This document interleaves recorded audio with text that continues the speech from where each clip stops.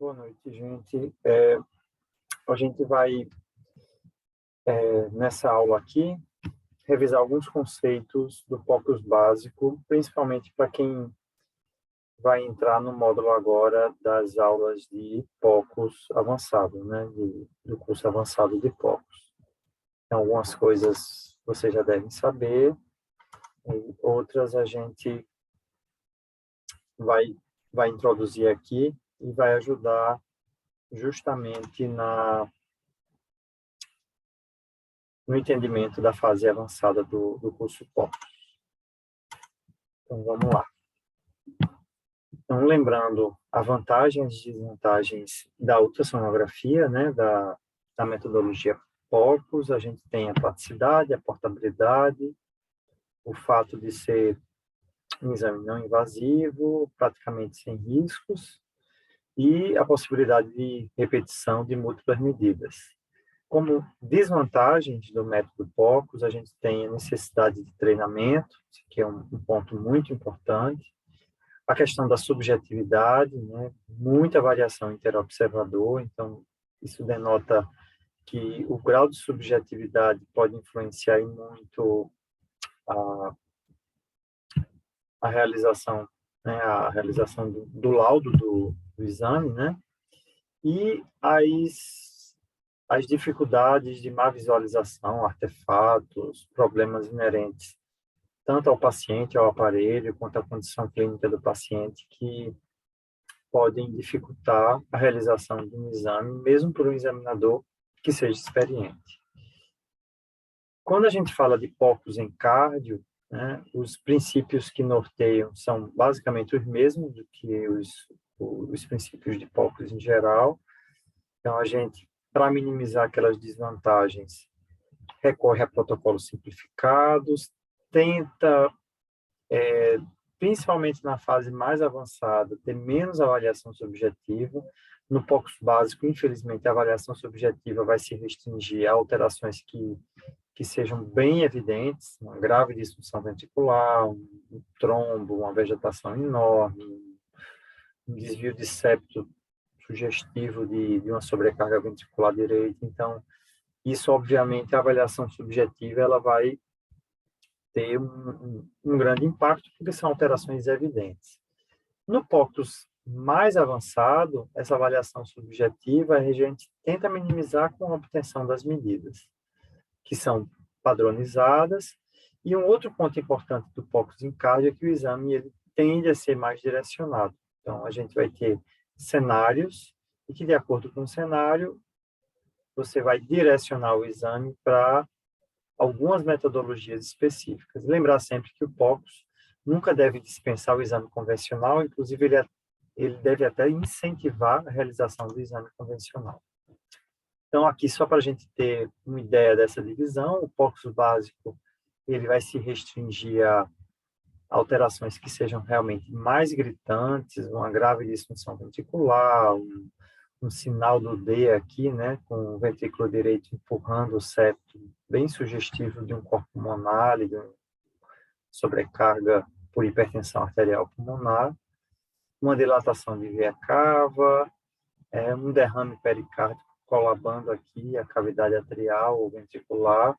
Então, isso é o que seria o objetivo principal do POCUS básico. No POCUS avançado, a gente vai ter a implementação de outros recursos que vão permitir fazer análise de medidas que são objetivas, não são subjetivas, e aí a gente vai ter as medidas de 2D, medidas do Doppler tecidual, até do colorido, e, obviamente, a gente vai avançar em algumas janelas também. E o POCUS dedicado, que geralmente ele é em cima de cenário de parada cardíaca, cenário de alterações específicas da ausculta ou da radiologia, no caso do POCUS dedicado do pulmão, e ele tende a ser muitas vezes monoórgão ou centralizar para as causas principais de acometimento naquele cenário bem específico. Para a gente introduzir o POCUS, a gente tem que ter uma ideia de quais são os princípios de ultrassom. Então, a gente basicamente vai ter um transdutor que vai emitir a onda de ultrassom. Essa onda ela vai atingir o nosso referencial aqui, né? Pode ser, no caso, uma estrutura do coração.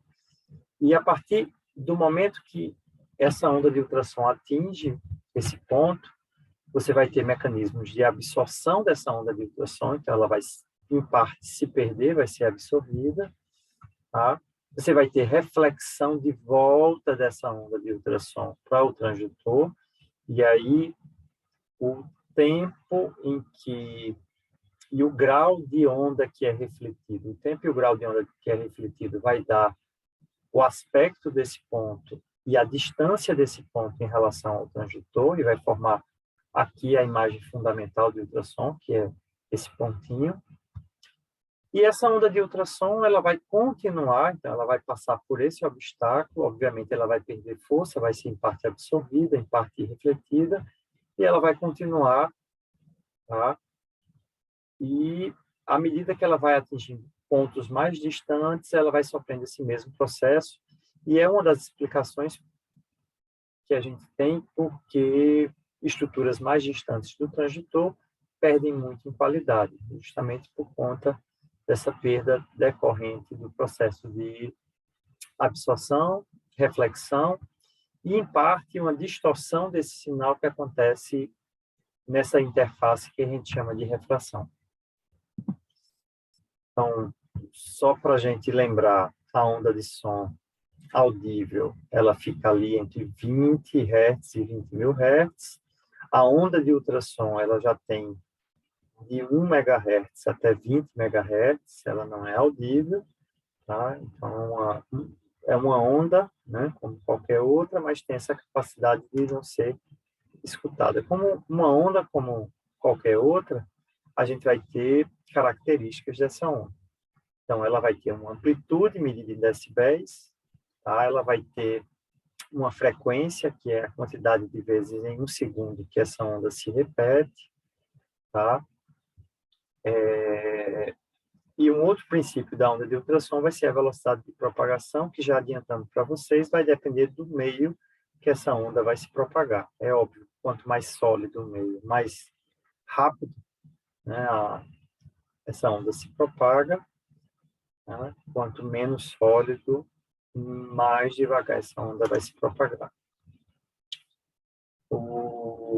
A questão da frequência em que eu vou ajustar o aparelho e a resolução é uma questão fundamental, porque se você considerar na aquisição da imagem uma onda de ultrassom como essa aqui em cima, que começa com muito baixa frequência, você vai ter pontos bem distintos dessa figura que vão ser atingidos e vão refletir e que vão dar uma imagem que não seria perfeita.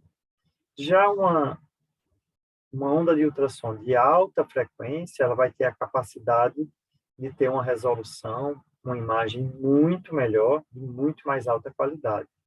E aí a gente pergunta, por que que a gente simplesmente não usa só onda de alta frequência? Porque o grande problema da onda de alta frequência é que, como ela se repete muito, ela gasta muita energia, então ela não consegue atingir grandes profundidades. Então, quando você tem, por exemplo, um adulto, um paciente obeso, você tem que usar uma onda aqui em torno de 2 MHz, um transdutor de adulto que atinge uma frequência mais baixa, tá? Um adulto normal, você já consegue ter uma imagem um pouco melhor com 3,5 MHz.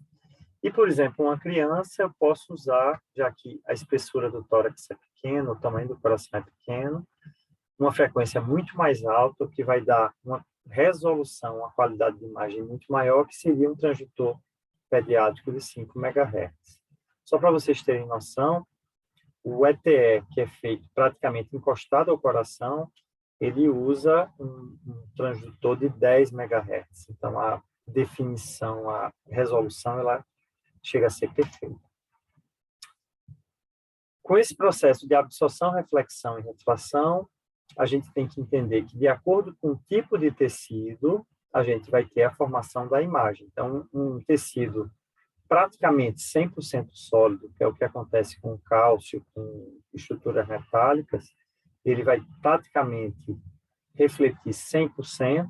Como ele vai refletir 100%, a imagem vai ser de um branco bem intenso. Já uma estrutura 100% líquida, que é o caso do sangue, cistos, líquido pleural, ele não vai refletir, então a onda de ultrassom vai passar por ela sem refletir de volta para o transdutor, e por conta disso a gente não vai ter imagem.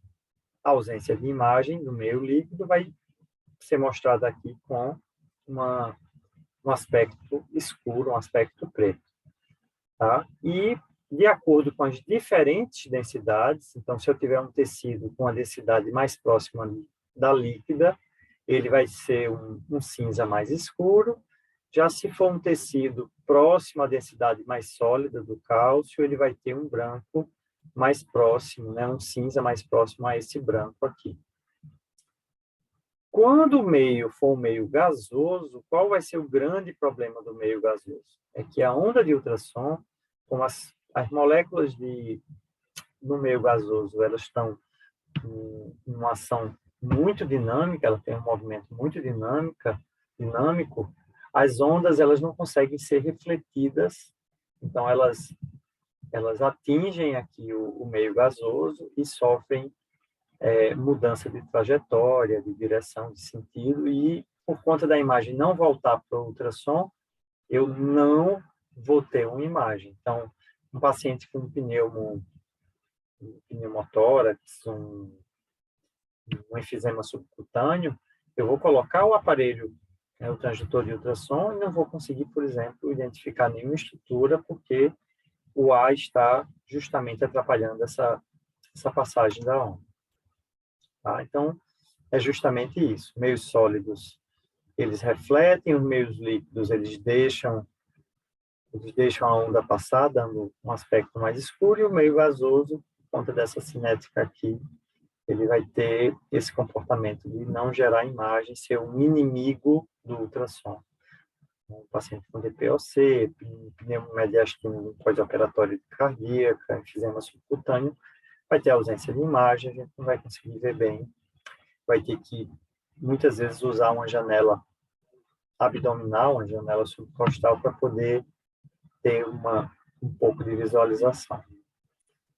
Os meios sólidos são, como eu disse, bons refletores, a imagem vai ser um branco bem intenso, mas, em compensação, tudo que ficar depois do meio sólido vai gerar uma sombra, que a gente chama de sombra acústica, e os meios líquidos são os ótimos condutores, infelizmente eles não refletem, vai dar aquela imagem mais escura, é o que, por exemplo, a gente usa quando a gente coloca o gel condutor no transdutor para facilitar a obtenção da imagem. Em relação aos transdutores, eu citei o transdutor cardíaco, né, que vai variar de 2 até 5 MHz, dependendo da profundidade que você deseja. Ele é setorial, então ele como a gente precisa de um ponto bem específico entre uma costela e outra, ele envia as ondas de ultrassom, né, com esse formato aqui cônico, para a gente ter uma visualização mais perfeita do coração. Eu nunca poderia, por exemplo, usar um transdutor, por exemplo, linear, para fazer uma avaliação cardíaca, já que eu não vou poder posicionar ele, né, na costela muito bem, né, para ver o coração. Então, o transdutor linear ele é ótimo, perfeito para os exames de vascular, né, para a própria pleura, já que você alinha ele bem no espaço intercostal, mas não consegue fazer o movimento a 90 graus. E o transdutor convexo, que é usado nos outros casos, em abdômen, na ultrassom ginecológica, etc. Os aparelhos a gente vai ter basicamente 4 tipos principais: o aparelho de ultrassom tipo estação de ultrassom, que são os aparelhos que ficam nos centros de diagnóstico, nos centros de imagem. Eles têm baixa portabilidade, mas quantidade de recursos o máximo possível, qualidade de imagem, tá? Mas, obviamente, não vai ter a nossa portabilidade. Volta e meia, você pode ter um aparelho desses aposentado em um ambiente de terapia intensiva, mas não vai ser a regra. No ambiente de terapia intensiva, a gente vai ter muitas vezes esse segundo e esse terceiro. O segundo é uma estação de ultrassom que é, na grande maioria das vezes, usada para a obtenção de acessos, né? Para função guiada, para algumas metodologias em que você precisa ter um guia por ultrassom, mas nada impede que esse aparelho possa ser usado também para obtenção de imagens, se você tiver um transitor adequado. E a maioria dos aparelhos de ultrassom em terapia intensiva, que seria esse aqui, basicamente como se fosse um notebook, ele pode vir em cima de um carrinho ou pode vir solto, e você tem uma portabilidade muito boa, né? Pode transportar ele fácil. E ele basicamente tem os mesmos recursos do 1, obviamente vai variando, né, esses recursos de acordo com o fabricante, né? Você pode ter aparelhos que se aproximam muito dos aparelhos que já são dedicados, e você tem também outro extremo com uma qualidade que não é tão boa. Então, a variação aqui de qualidade é muito grande. E a nova Vedette, né, que é aquele aparelho de bolso que a pessoa pode fazer um exame sem uma comodidade realmente muito maior, né?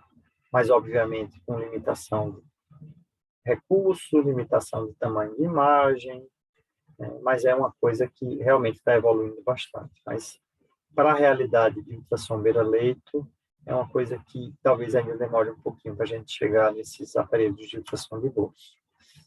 Quais seriam os modos de imagem? O modo daqueles pontinhos que eu tinha mostrado para você, ele foi o modo inicialmente inventado, né, que é o modo brilho. Ninguém, obviamente, faz exame com esses pontinhos aqui em movimento, mas alguém teve a ideia desses pontinhos correrem na medida do tempo, né, e cada pontinho desse que se reflete aqui no meu coração, na medida que eles correrem no eixo do tempo, vai gerar a primeira imagem de ultrassom que se consagrou, que foi a imagem uni ou monodimensional, que a gente chama de modo M.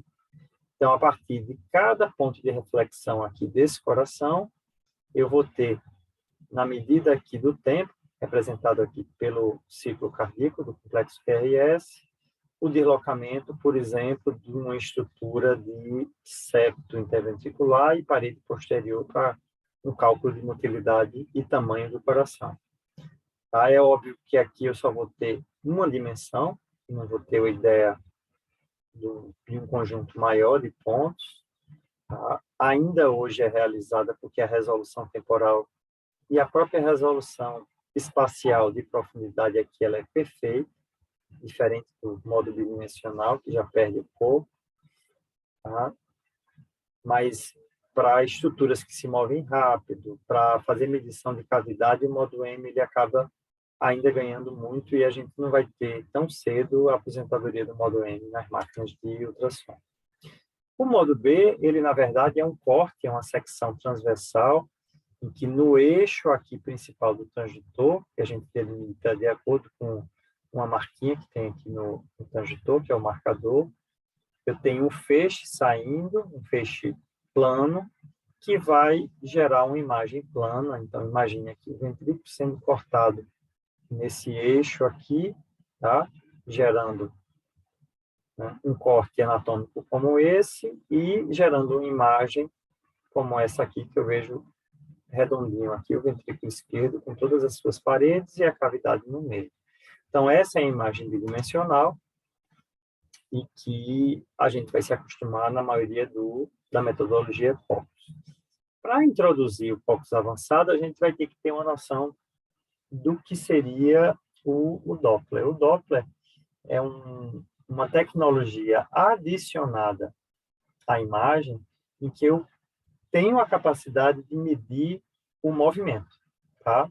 E isso, obviamente, de acordo com a direção da estrutura, a direção e a velocidade da estrutura em relação ao transitor. Então, o transdutor ele emite numa frequência, e a frequência que ele recebe, se for igual a que ele emitir, a gente presume que aquela estrutura está parada. Se a estrutura está se aproximando do transdutor, essa frequência ela vai ser maior, é o efeito Doppler, e vai me gerar uma curva positiva. Se essa estrutura está se distanciando do transdutor, tá? A frequência emitida vai ser X e a frequência recebida ela vai ser uma frequência menor. Como a frequência vai ser menor, ele transforma essa mudança de frequência numa onda, nesse caso aqui, com deflexão negativa. E uma coisa que esteja parada, a gente vai ter uma linha isoelétrica. De acordo com o fluxo, né, a gente vai ter uma onda maior com uma onda menor, denotando uma maior ou menor velocidade. Então, se eu tenho uma estrutura aqui, que eu tenho uma determinada velocidade, e essa estrutura ela estenosa, ela é estreita, obviamente, a velocidade, pela lei de conservação das massas, a velocidade nesse ponto, né, para que o fluxo ele continue constante, essa velocidade vai ter que ser maior. Então, eu vou ter aqui a geração de uma velocidade que é proporcional ao grau de obstrução desse fluxo. Se eu tiver um fluxo muito mais restritivo nesse ponto, ou seja, uma estenose, essa velocidade vai ser maior. E aí, esse autor, chamado Bernoulli, criou uma fórmula que é um pouco mais complexa do que essa, a gente simplifica, que é a Bernoulli simplificada, em que o gradiente, ou seja, a diferença de pressão entre antes e depois da obstrução, ele é diretamente proporcional ao quadrado da velocidade do fluxo aqui na interface entre essas duas cavidades, né? Essa fórmula aqui, o gradiente é 4 vezes a velocidade ao quadrado. Então, se a velocidade aqui deu 1, 4 milímetros de mercúrio é a diferença de pressão entre essa câmara e essa câmara. Aqui já aumentou para 3, então a diferença de pressão vai ser 36. Então, se a pressão aqui for 10, a pressão aqui vai ser...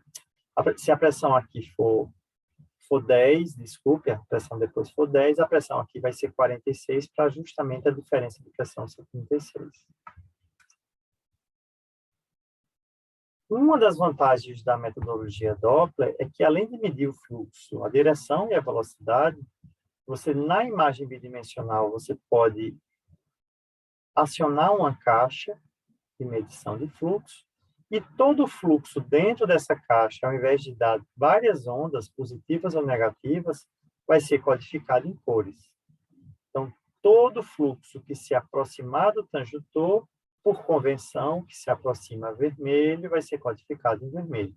E todo fluxo que se distancia, por convenção azul, vai ser codificado em azul. O que for turbulência vai dar um mosaico, tá? E eu consigo, através do mapeamento, desse mapeamento colorido, né, do Doppler, né, do mapeamento a cores, identificar chantes, refluxos, fluxos com alta velocidade, e que vai ser importante até para eu poder saber exatamente em que ponto eu vou fazer a medida da velocidade, da curva de velocidade com o Doppler. Então, esse exemplo aqui, desculpe, é um caso de uma insuficiência aórtica, a gente vê um fluxo saindo da aorta em direção ao transdutor, em vermelho, né? E esse caso aqui é um átrio esquerdo que, durante o fechamento da válvula mitral, é preenchido por um fluxo em azul, ou seja, se distancia aqui da linha de base, deve ser um refluxo mitral. A imagem 2D, a gente tem diversas coisas que têm que ser mencionadas. Eu vou ter aqui do lado esquerdo a profundidade, que isso aqui vai ser ajustado. A escala de cinza, que vai ficar mais ou menos intensa de acordo com o mapa de cores e o ganho do bidimensional. Esse ponto mais acima da imagem, que representa o transdutor. Tudo que está próximo do transdutor fica perto dessa imagem cônica. Lembrar que Alguns examinadores podem, eventualmente, inverter essa imagem, e aí você vai ter que fazer sempre a conta considerando a proximidade do transdutor. O marcador, que é justamente a correspondência ao marcador do próprio transdutor, então aquela bolinha, aquela marcazinha que fica no transdutor, tudo que fica ao lado daquela marca corresponde ao que eu estou vendo de estrutura do lado desse marcador aqui. Então, se eu quero ver a estrutura que está aqui, e eu vou fazer com deslocar o transdutor na direção do marcador, que é justamente que está aqui desse lado direito aqui da tela.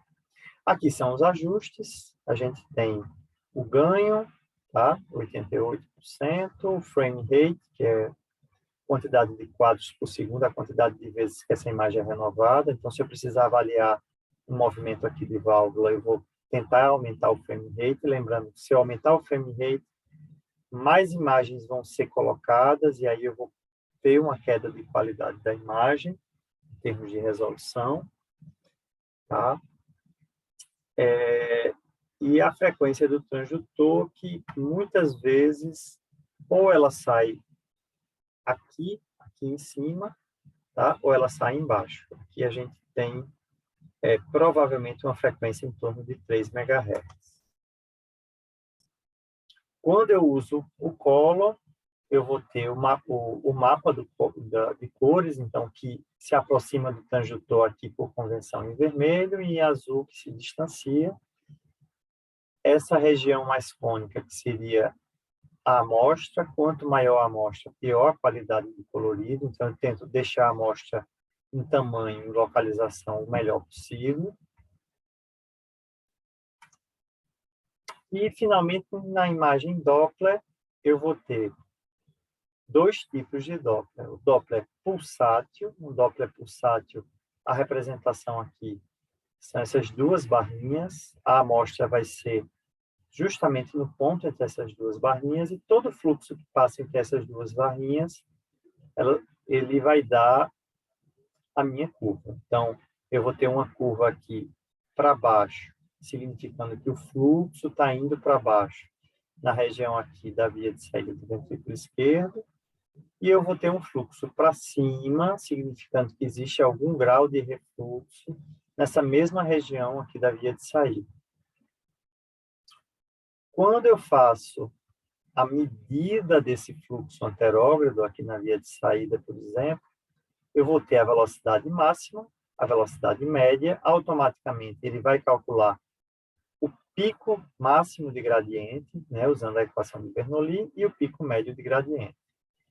E ele ainda vai dar a integral da velocidade, que seria a transformação desse valor aqui total pelo deslocamento total do sangue, que no caso VTI, né, a velocidade integral, né, do fluxo nesse ponto, que deu esses 25 centímetros. Então, esse aqui é o Doppler pulsátil. O Doppler pulsátil ele vai ser usado em fluxos de baixa velocidade, eu nunca vou poder usar em fluxo de alta velocidade, como estenose aórtica, na própria hipertensão pulmonar com fluxo de alta velocidade, eu não vou calcular bem. Então, geralmente o pulsátil ele tem esse uso mais em via de saída de VE, em via de entrada de VE. Já os fluxos de alta velocidade, como o refluxo tricúspide, eu vou ter que usar o Doppler contínuo, que é justamente um Doppler que possibilita a aquisição de alta velocidade. Então, ele é representado por uma bolinha ou por um pontinho. Na verdade, essa não é a amostra é toda essa linha aqui. Então, qualquer fluxo de alta velocidade que passa nessa linha, ele vai ser apresentado aqui, não só onde está essa bola. Então, eu tenho que ter certeza que essa linha está bem alinhada ao fluxo que eu estou querendo ver, por isso a importância de usar o colorido para posicionar a amostra do Doppler. E eu vou ter uma curva como essa, que quando eu marcar, ela vai me dar a velocidade máxima, o gradiente máximo. Se eu marcar o traceamento dessa curva Doppler, ele também vai me dar meu gradiente e velocidade média. e o próprio TVI também do Doppler contínuo. Então, Doppler contínuo aqui à direita, bolinha, e Doppler pulsátil, que são as duas barrinhas. Então, o Doppler contínuo, eu vou usar, que é a minha bolinha, no refluxo tricúspide para medir a pressão de artéria pulmonar, tá? O Doppler pulsátil, ele vai ser usado na via de entrada do VE, para a função diastólica, para medir a onda E, e na via de saída do VE, para medir o TVI, né, o débito cardíaco. O Doppler tecidual, né, ele é um tipo de Doppler pulsátil que você tira os filtros teciduais para justamente medir a velocidade de deslocamento aqui desse tecido. Ele vai ser usado no anel mitral para medir a onda E', para medir a onda S', né? E no anel tricúspide lateral para medir a onda S' do anel tricúspide para avaliar a função de VD. Os ajustes básicos, eles são muito importantes que a gente saiba. Aqui eu coloquei um exemplo de um aparelho da GE, em que eu tenho aqui no centro o trackball, aqui ao lado medidas,